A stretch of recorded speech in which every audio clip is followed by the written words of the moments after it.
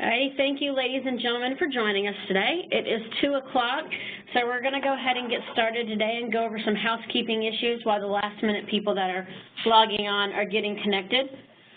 So we'd just like to thank you today for joining us for Yokogawa's analytical webinar on Oxidation Reduction Potential, or what we know as ORP Basic Principles and Tools.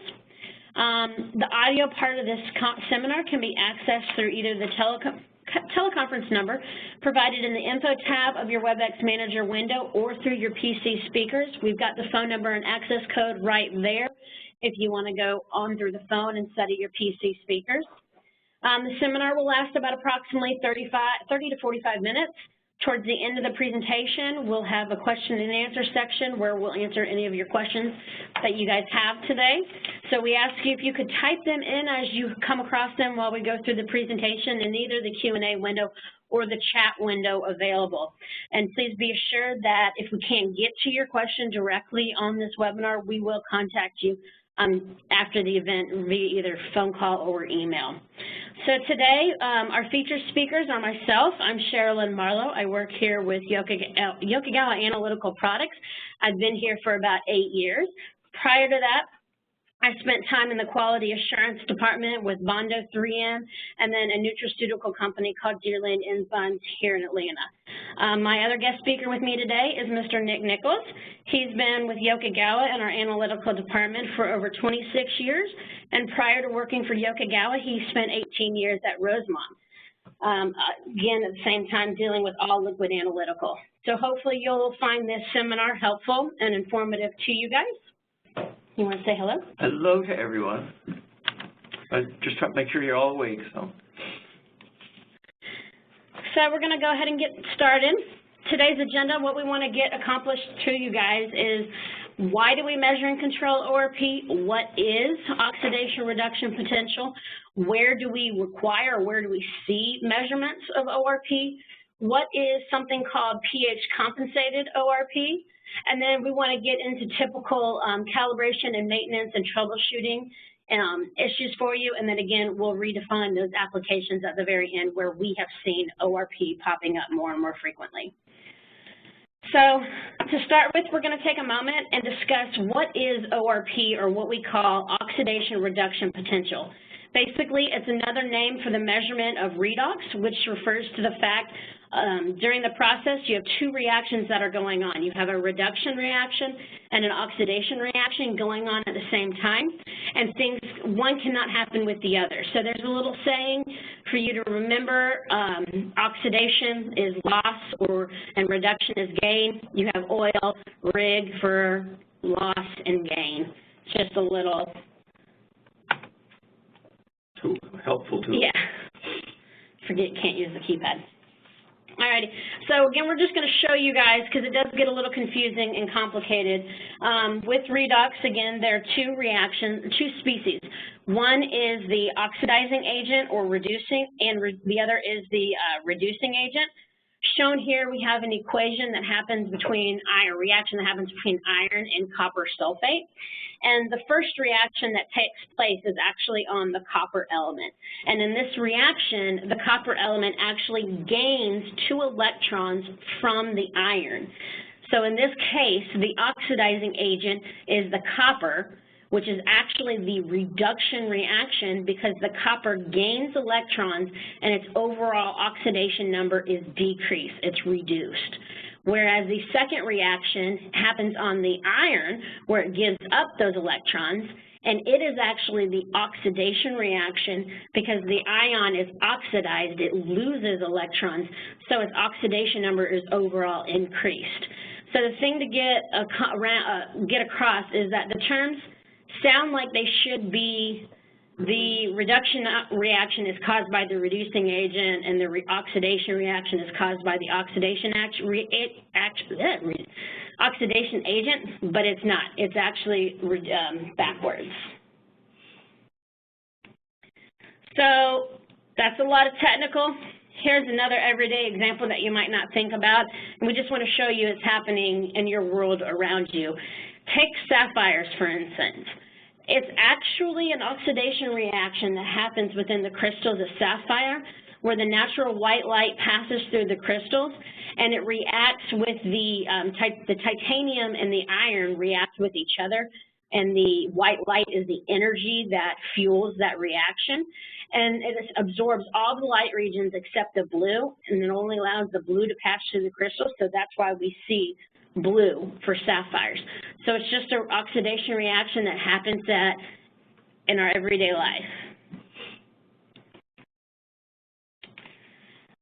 So most of you guys, if you're here for the ORP, you guys have some understanding and you may deal with pH on a regular basis already. There are a lot of similarities between pH and ORP. Most common is they are both electrochemical measurements. They both require special high impedance circuits, and they both use the standard silver chloride reference electrode, and that's going to be important later on. The main differences is that with pH only responds to the hydrogen ion activity within a solution, whereas ORP responds to all of the oxidizing and reducing activities of the ions present. So it responds to any hydrogen ion present in the solution as well. So applications that have pH changes, you're going to have your hydrogen ion is going to be changing. That's what's causing your pH to change. And therefore, you're going to see a corresponding ORP change as well. And then the other difference is obviously the type of measuring electrode. With pH, it is a hydrogen ion sensitive glass. And with ORP, it's normally constructed of a noble metal. And that will go into more details on the measuring and the reference sensors in just a moment. So just to back up and keep it simple for you, remember I said pH is characterized by the hydrogen ion concentration.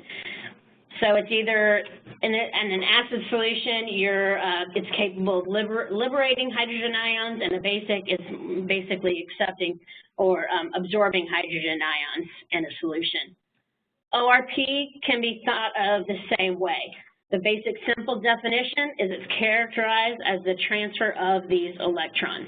So it's a measurement of the solution's capacity for electron transfer known as oxidation or reduction that we just read and display in a millivolt signal.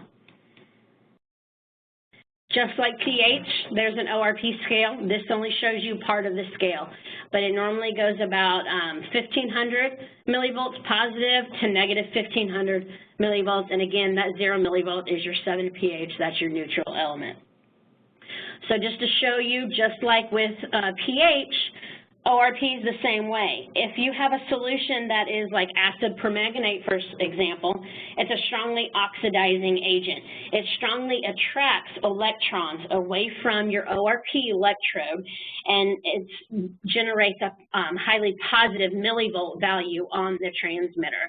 Whereas if something is strongly reducing, it's going to, like sulfite solutions, it's going to push those electrons to the measurement electrode and give you a highly negative value.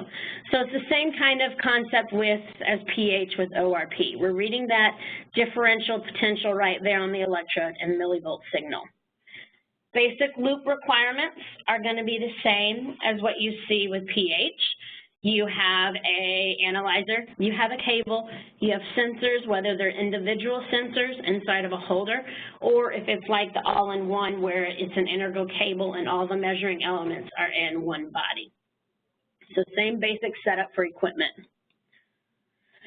Can't have an analytical presentation without some formulas that don't necessarily mean anything to anybody, but basically with pH, same thing, NERST. Determined the actual calculation and to quantify the actual results for millivolt readings.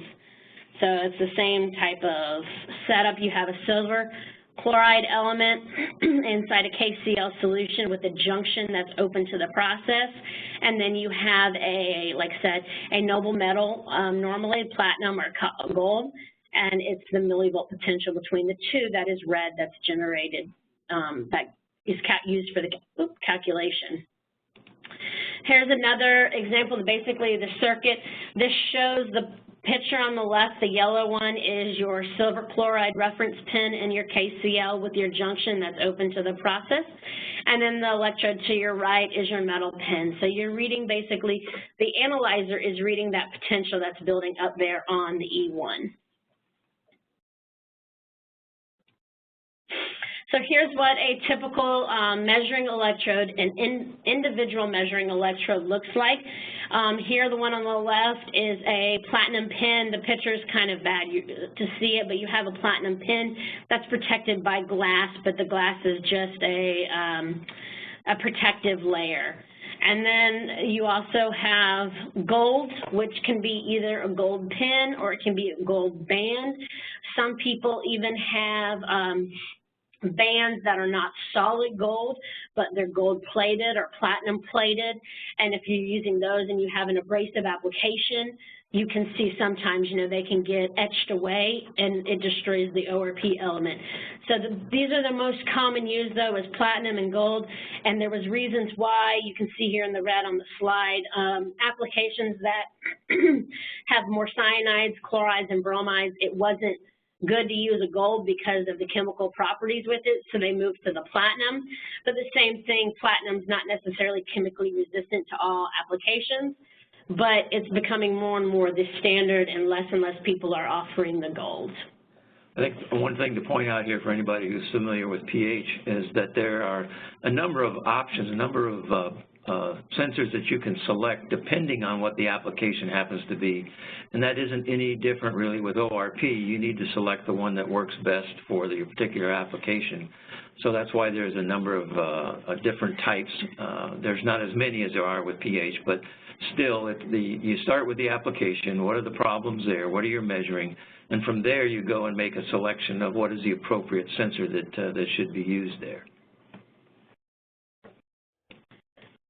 So just like with a pH loop, your same thing with an ORP. You're going to have problems that you're going to see typically are coding, where your reading will become sluggish, and this could be simply because you have like a slurry application where it gets the actual platinum pin or something gets completely coated. It needs to be cleaned. And you can also have corrosion. Remember, it is a noble metal, but it can be, you know, it's corrosive to any chemicals that are in the process. So that corrosion will obviously break down like it does your pipes, the sensor, and then that will result in inaccurate ORP measurement readings. So that is why we have to calibrate ORP as well. So without an ORP loop won't be complete just with the platinum pin. We need something that provides a constant reference background millivolt value, and that's just the standard reference electrode most commonly that we use in pH. And its purpose, again, is exactly that. It completes the ORP measurement circuit. You have a silver chloride pin and a KCl solution, and there's a junction open to the process. And like I said, it's the same standard reference probe most of the time that you use in pH, so you have all the different types. You have Teflon, you have ceramic, you have sleeved, you have flowing KCl, you have gelled KCl, you have all different types available to you. But again, its purpose is to provide the stable millivolt value so that the ORP potential that's being read, the millivolt value, is the ORP value of the process. But with this, since it's the exact same probe, you have the exact same problems that you have with your pH measurements. You're going to get coating and plugging of that junction because it's open to the process. If you have the wrong type of reference junction or reference probe for the application, then you're going to get more poisoning of your reference pin more quickly, meaning if you're in like a pure water application and you use a gelled KCl probe, it's going to pull out all those salts out of that probe, and it's going to allow access to poison and deplete the KCl and cause poisoning of your reference pin. Same thing if you have, you know, aggressive applications where it can, you need a flowing junctions to keep the process out of that junction. It can get up and it can coat and it can plug that and go right in and again attack the reference element. Stray currents, same thing. We need good solution grounds because the reference electrode's the path of least resistance, so it's going to travel right through that, give you noisy readings. And then same thing, higher temperatures, we got to make sure we choose the right reference electrode to extend our life. So most recently what's come up is we didn't show in the past all the different types of reference electrodes that have been developed over the years to solve all different problems. But the differential, or what we call a cation reference, is the most currently new design one. And basically we just want to take a moment and show you what is differential ORP or differential pH. And basically the difference between a conventional, the reference electrode we just talked about, that actually, maintains its own stable millivolt value, no matter what is in the process. With a differential probe, it's more of what we call an absolute value. And this is because it actually reads the salt concentration in the process, and that's what determines the reference value that this probe uses as the background reading. There are two different types of differential. The first one that was designed many years ago is a glass-in-glass, which has a standard measuring glass electrode that has a KCl pin, or a silver chloride pin and a KCl solution, and it's surrounded in a 7 buffer. And then it has another glass that has a junction that's open to the process. And that green portion in the top picture is showing you that this is the glass. Here we go. This green portion right here is the glass pin that's processed. Junction, open to the process. The marker wasn't working, sorry. Now, if you think about it, what you have is a glass electrode with a 7 buffer inside it, inside a glass chamber with 7 buffer, which means there's an absolute 0 difference of potential across that electrode.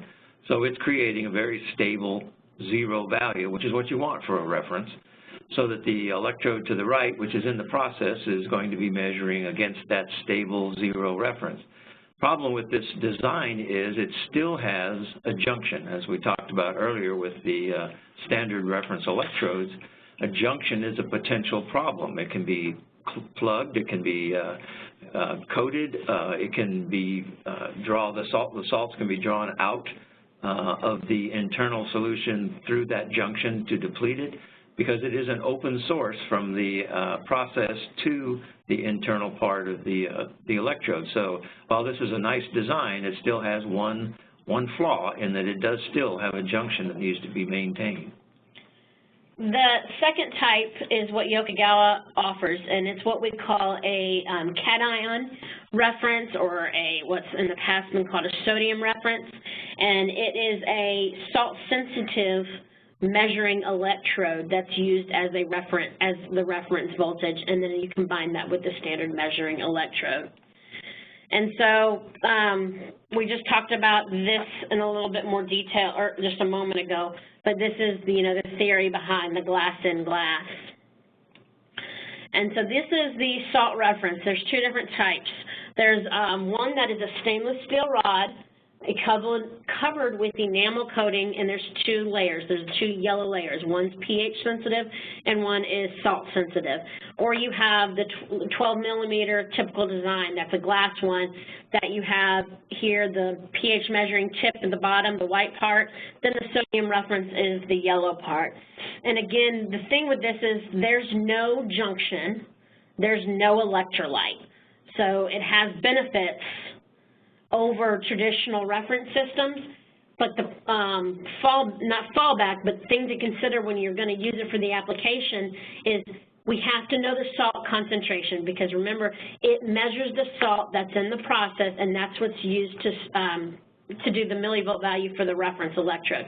So if that salt concentration changes,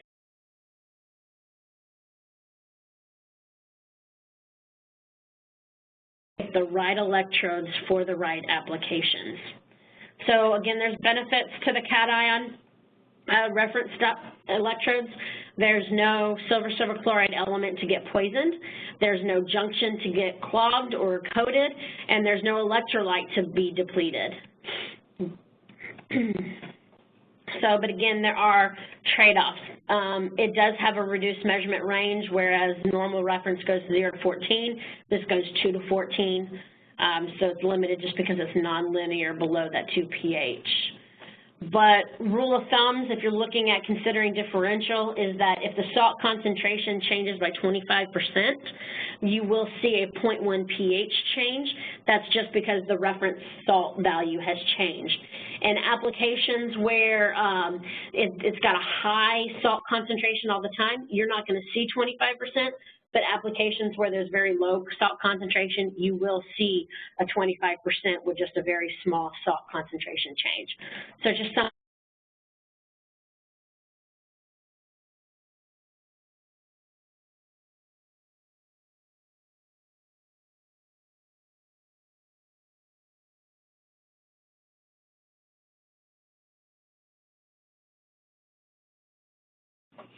back into this real quick. So again, not sure exactly where it dropped the phone call exactly, but when you're using the differential, you just need to be aware of what the salt concentration is and if it varies and what the measurement range is.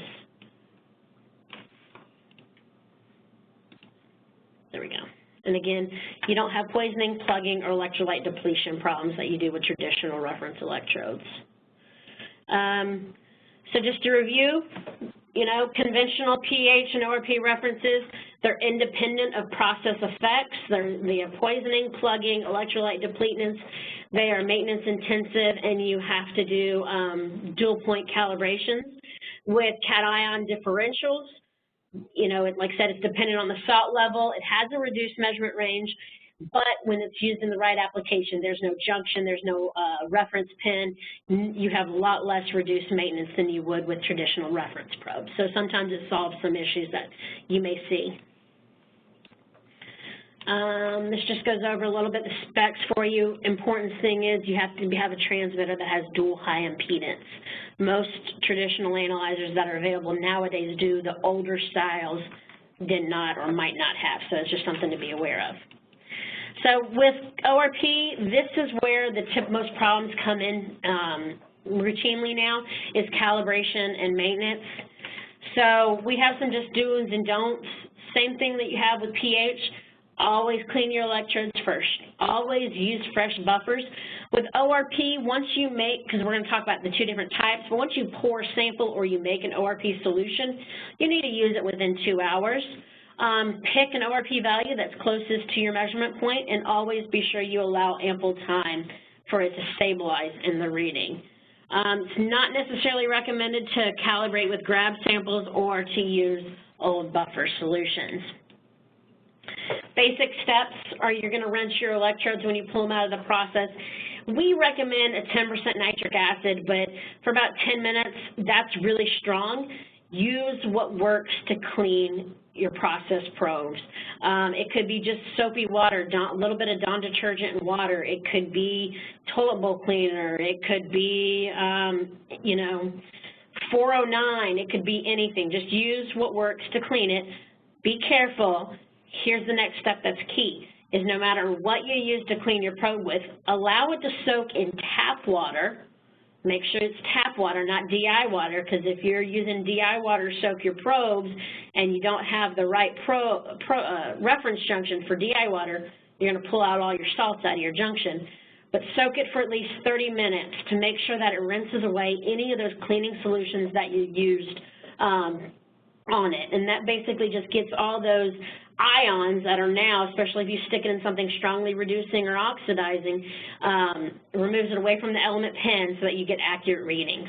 This is one of the two problems that we see most often, is that someone has been maintaining their ORP. It's worked well.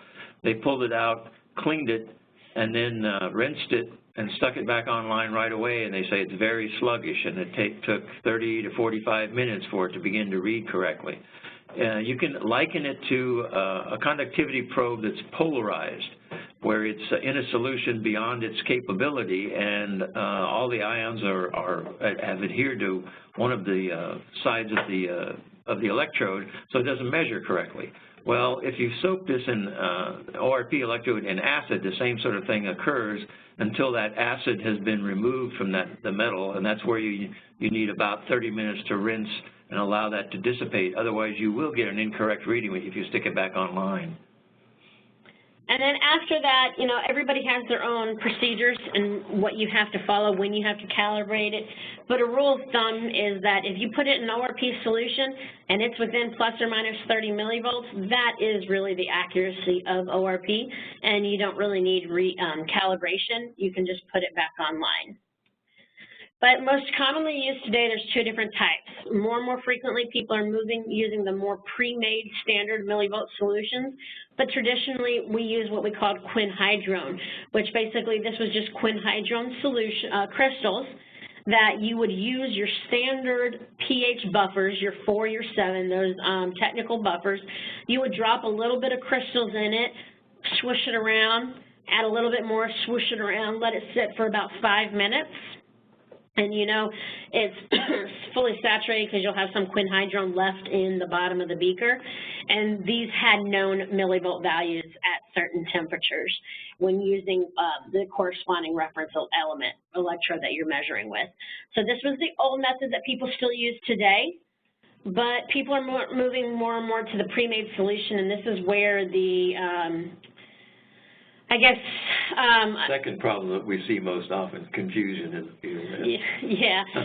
See this value, this Hamilton is what we offer at Yokogawa, but it says it's 475 millivolts. But what you don't necessarily look at right away is the key on the label. There are 2 stars. One is 1 star, or there's 2 readings, I mean. One has 1 star and one has 2 stars. These relate to what that solution is actually going to read depending on what type of reference element you're using in your sensor. So if you're using a silver chloride 3 molar KCl, you're going to read the 475. But if you're using the traditional, like in a lab setting, the standard hydrogen element, you're going to read 680. And this is where they come in. And the discrepancies come in, and some people don't know what their ORP solution was. They'll call us and they say, I've got this bottle that I bought from somebody and it says it's 250 millivolts. Well, I stick my probe in there and it doesn't read 250. It reads something different. Well, that's because you don't know what the reference solution was made with and what's in your sensor. You got to know that. This just shows you an example of a chart that was made that shows you if you've got a sample that's 350 millivolts and it was made with a 1 molar KCl solution, and you've got a sensor that has a 3 molar KCl solution, it's not going to read, my example is 350 millivolts, I'm sorry. It's not going to read 350 millivolts, but it's going to read an additional 22 millivolts, and that's the difference because of the KCl concentration differences. So it'll read 372, it won't read 350. But people expect it to read 350 and they say it won't calibrate. Well, it should calibrate that close to each other, but sometimes it's further off than that. And they call us and question and ask what's going on. So we end up sending them this chart. So if you haven't gotten it, you will get it if you need it. Yep. With the differential, it's a little different. You basically, the first time you get it, this one, you're just going to use the slope values that are on the certificate, program those into your transmitter. And because, remember, this uses the salt concentration of your process, it is just a 1-point process calibration using your process sample. So they will have a lab equipment that has, you know what the ORP value of that solution is, and that's what you'll take a grab sample and use the process value and adjust and do a 1-point cal.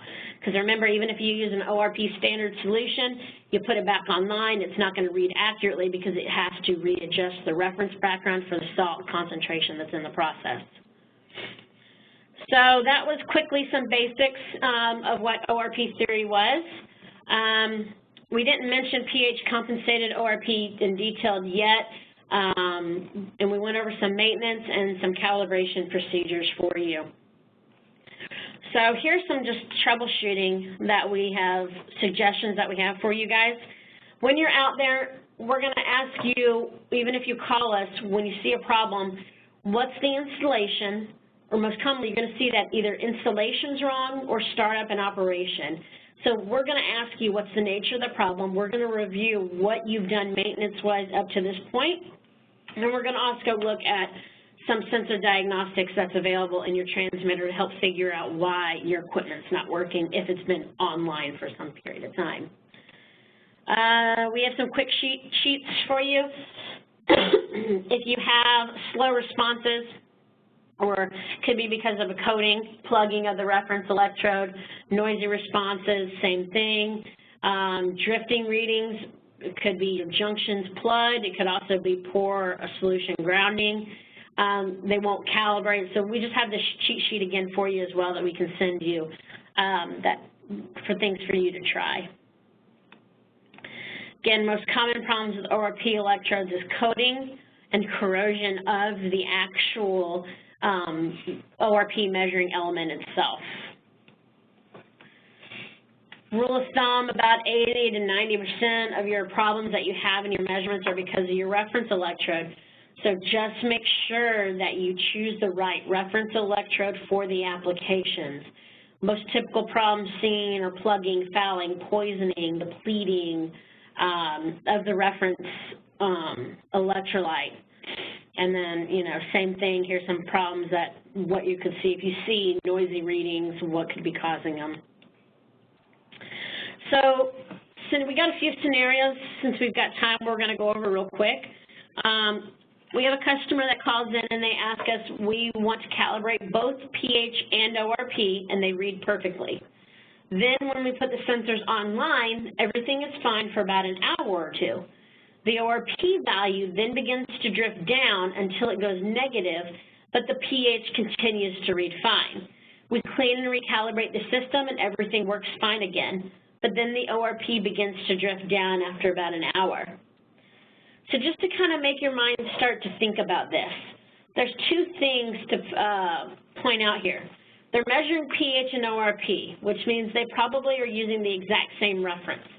So it can't be your reference electrode if your pH continues to read fine and it's your ORP. There are some applications where you cannot measure pH and ORP with a combination electrode like the all-in-one where they're using the same style. So there's an effect that's called basically electrical polarization, which could be occurring, where you have to separate them. So sometimes you can't do pH and ORP with the same electrode. You have to have two independent setups. There's just something to be aware about. The next scenario is, again, just to reiterate, when you do an ORP calibration and you're using pre-made solutions, you have to know what your ORP solution is made with reference-wise and what your reference element or your KCl solution is in your reference electrode. Just be sure you know that, and you can use a cheat sheet and figure out what your solution should be reading on your transmitter. Next little scenario is a power plant customer is measuring ORP with a platinum measuring electrode and a flowing reference electrode, and the online readings do not match the grab sample test using a bench top. There is over 40 millivolt offset between the two.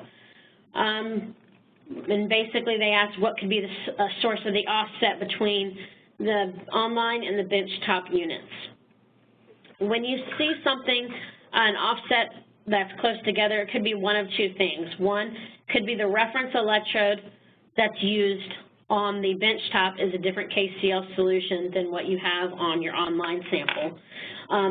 So you got to take in consideration that. Plus you also have to take in consideration the accuracy of ORP itself is really only plus or minus 30 millivolts. So you just got to, it's kind of a give and take relationship when it comes to ORP.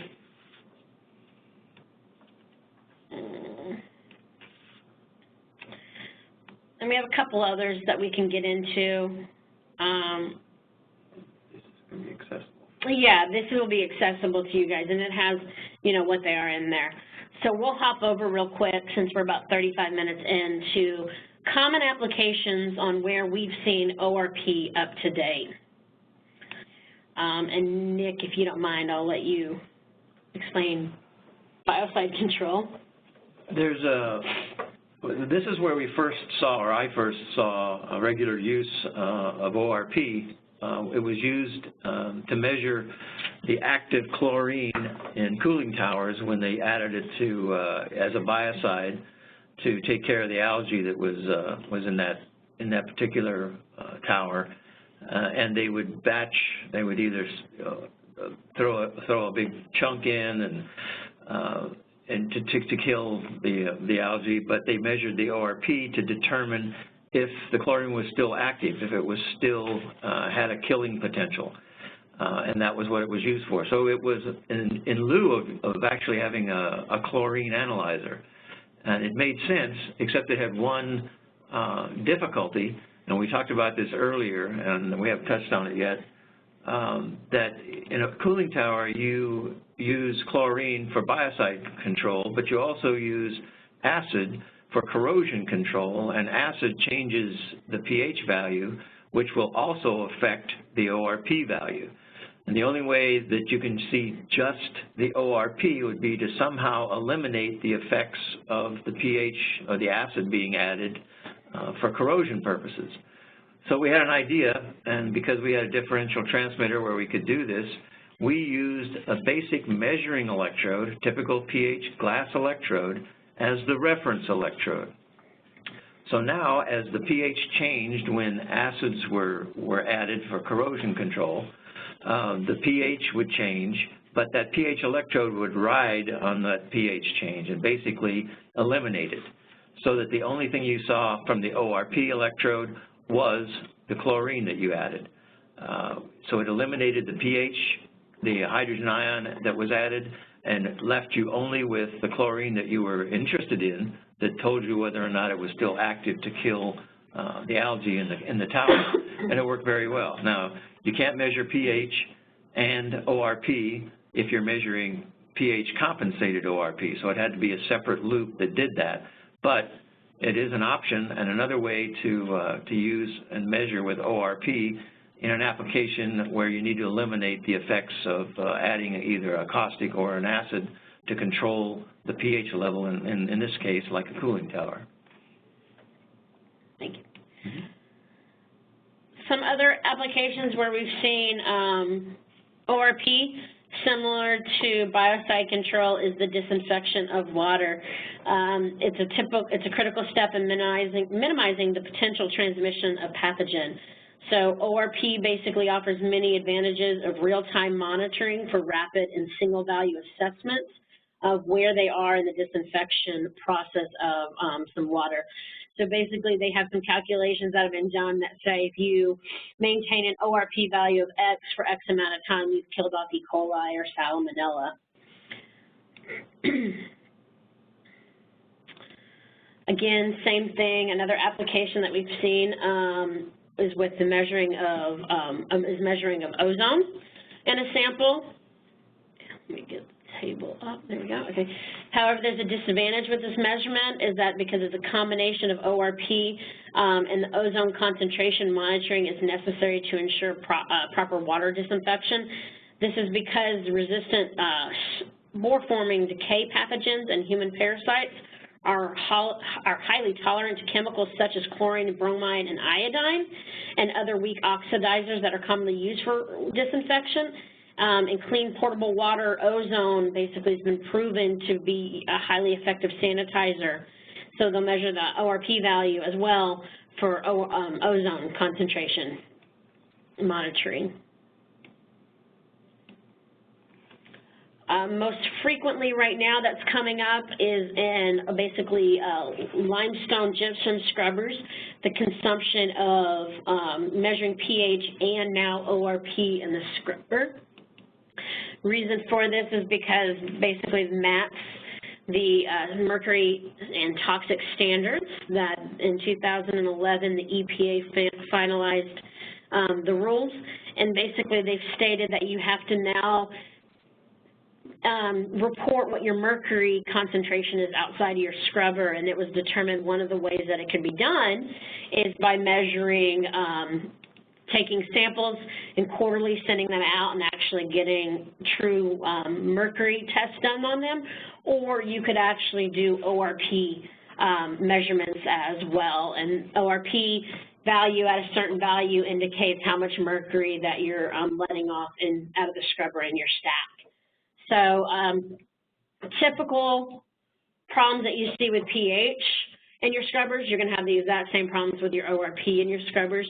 You're going to have plugging of the reference junction. You're going to have poisoning of that element. You're going to have plugging of those junctions just because of the nature of what's in the scrubber. So you have to keep it cleaned more frequently.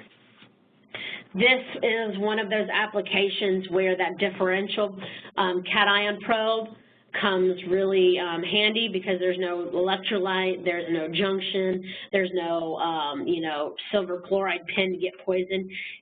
It eliminates half those problems that you have in your scrubber, and the only one you have to worry about is just the coating that will take place over time. You have to pull it out and clean it. Before, in these applications with standard reference electrodes, they would get about 1 to 6 months on sensor life. With the new differential probes, they're lasting 9 to 18 months. They're not having to clean them as weekly and calibrate them as frequently, so they have reduced maintenance. And then they have less, because they have to clean less, they use less water and less acid to clean. So overall, you get better trust values and your stable reading values and your pH and ORP values. Another application, Indigo Dying of jeans. They'll use ORP value for a certain amount of time for the different colors. And then most common is wastewater treatments. For chromium reduction, they'll measure pH, and they also have to measure ORP because the ORP value indicates how much of the reaction is going on. So chromium and cyanide are the most common toxic elements or toxic components that can't be released into the stream. So they'll have to, basically neutralize those and break them down before you release them. So those, again, are ORP and pH is where we see those most commonly. Other applications where you may see ORP is electroplating. We've seen them in production of magnesium. So there's a lot of ORP out there, and more frequently people are trying to turn to it if they can because it overall has less maintenance than pH. So we've talked so far about what is ORP Basics, how is it measured, the components of the measuring system, calibration, cleaning, some troubleshooting ideas for you, and then some applications where we have seen it. We got about 15 minutes left for some Q&A. So we just want to thank you for taking your time today to join us. Hopefully this was informative and useful for you guys. Please, we'll be here if you've got any questions. Again, go ahead and put them in the Q&A and chat window. Otherwise, thank you for joining us today and have a wonderful rest of your day. We'll go ahead and stay on for just a few more minutes. Thank you. Okay, we do have a couple questions coming in. Definitely the PowerPoint will be emailed, should be included in the thank you for attending email that goes out at the end or either today or tomorrow. But one of the questions that we have is if I'm measuring pH and ORP at the same time and I perform a pH calibration, do I also need to perform an ORP calibration?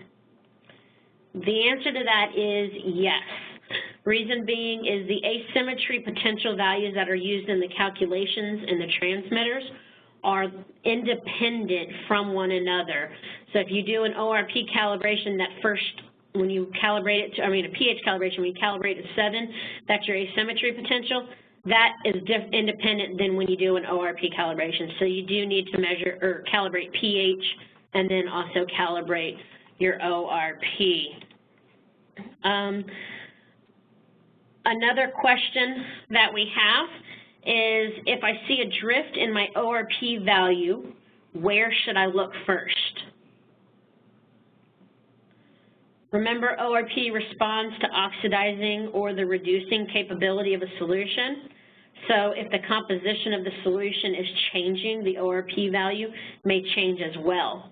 However, if you are sure that the solution has not changed and you're using the right installation for your process, meaning one of those applications where we talked about pH compensated ORP should be used instead, then we recommend you starting to look at making sure you chose the right reference electrode for your application.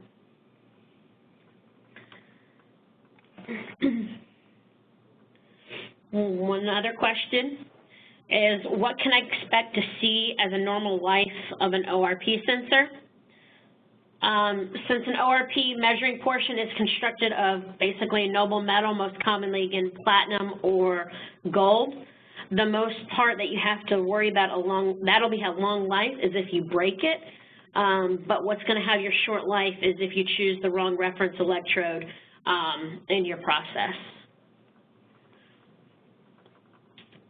Another question that we have here is, if we're wanting to use ORP to control sodium hypochlorite during a CIP application for membrane equipment, and the target is about 180 ppm, temperature is about 125 F, and the pH is around 11, is ORP the way to go?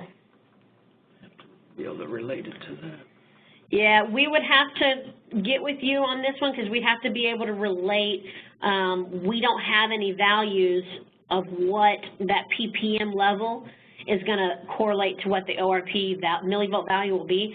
So you would have to do some theoretical testing, but yes, you could do ORP potentially.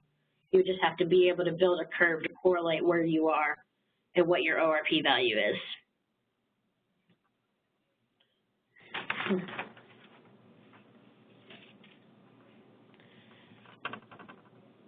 Well, that looks like all the questions that we have. You have support at us.yokogawa.com, email, the phone number there, or you have myself, my email right there available to you guys. Yeah, and I spelled support wrong, so I apologize for that. It is support, S-U-P-P-O-R-T, at us.yokogawa.com. I'm human, I make mistakes. If you were calling Colorado, it would probably be support, but this is Noonan, Georgia, so it would be support. Yeah, so please give me a call, and we'll reach out to you guys. If you got any questions, don't hesitate to call us. Thank you again for joining us today. Have a great day.